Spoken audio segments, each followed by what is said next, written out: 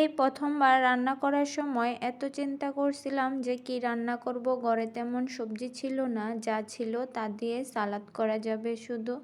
আসসালামু আলাইকুম সবাইকে, কি অবস্থা, সবাই কেমন আছেন? নুন আনতে পান্তা ফুরায় একটি কথা আছে না? আমার মনে হয় প্রতিটি বিবাহিত মেয়ের সংসার জীবনে এরকম সমস্যার সম্মুখীন হতে হয়। আমার সাথে এটা প্রায় সময়ই ঘটে থাকে। তার কারণ আমি নিজেই অনেক সময় আমার সবজির কথা বলতে মনেই থাকে না আপনাদের ভাইয়াকে। আগের দিন রাত্রেবেলা আপনাদের ভাইয়া আমার আর বাবুর জন্য কিছু শীতের জামা কিনে আনছিল। যদিও এর আগে আরও শীতের জামা কাপড় কিনে আনছিল, ওই ভিডিওটাও আপলোড করে দিব ইনশাল্লাহ। আসলে বাবুদের শীতের কাপড় একটু বেশিই লাগে। এখানে বাবুর জন্য একটা গেঞ্জি সেট, একটা হুডি আর 3টা প্যান্ট কিনে আনছিল, আর আমার জন্য একটা হুডি কিনে আনছিল। পরদিন সকালবেলা ঘুম থেকে উঠে বিছানাটা গুছিয়ে নিলাম। যদিও এই ঘরে আমরা থাকি না, আমরা ফ্লোরিং বেডে থাকি।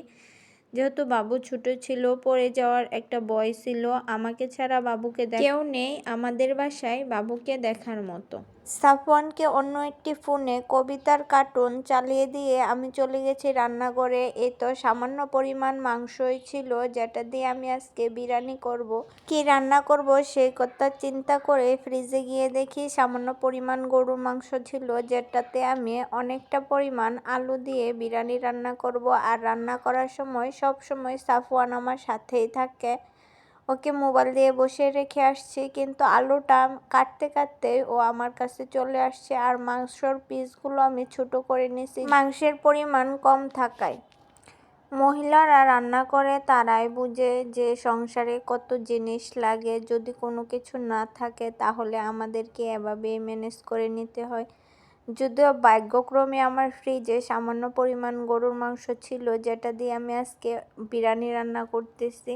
মাঝে মাঝে তো এরকম হয় আমাদের মতন সংসারী আপুদের, যে লবণ তেল কোনো কিছুই থাকে না, তা দিয়ে কোনো ক্রমে ম্যানেজ করে নেয়। এখানে আমি মাংসটাও ভেজে নিচ্ছি, আলু প্রথমে ভেজে তুলে নিচ্ছি আর ঘি দিয়ে দিব।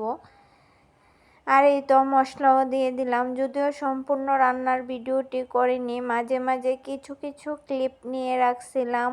ঘির পট ধরে গিয়ে দেখি যে ঘি শেষ হয়ে যাওয়ার বোতলের চারপাশে লেগে আছে, তাই গরম পানি দিয়ে ঘি গলিয়ে ঘিটাও দিয়ে দিছে। আর এখানে আমি চাল নিয়ে নিছি এই কাপের 3 কাপ পরিমাণ।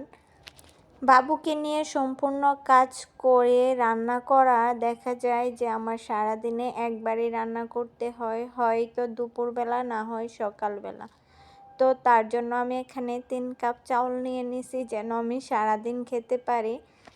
বাবু ছোট থাকায় বাবুর জন্য আবার রান্না করতে হয়, বাবুকে নিয়ে খেলা করতে হয়, বাবুকেই আমার সারাটা দিন দিতে হয়। তার জন্যই আমি এভাবে একবারে অনেকটা রান্না করে ফেলি, যেন আমি সারাদিন খেতে পারি। সামান্য পরিমাণ গরুর মাংস আর 1 গাদা আলু দিয়ে রেডি হয়ে গেছে আমার গরুর মাংসর বিরিয়ানি। আর এই তো এখানে আমি সালাদও কেটে নিচ্ছি, সাধ্যর মাধ্যমে যেটুকু সম্ভব হয়েছে এটুকুই রান্না করে নিছি। যাই হোক, খেতে কিন্তু অনেক মজা হয়েছিল। যা ছিল তা দিয়েই এভাবে কাজ চালিয়ে নিছি। এই এক পাতিল বিরিয়ানি কিন্তু আমি 3 বেলাতে খাবো, আর কোনো কিছুই রান্না করব না। বাকিটা সময় আমি বাবুকে দিব। আর দুপুরবেলা আপনাদের ভাইয়া অফিস থেকে আসার পর বাবুর পায়ে এভাবে মেসেজ করে দিচ্ছিল, আর সাফওয়ান এভাবে মেসেজ করে দিলে অনেক খুশি হয়।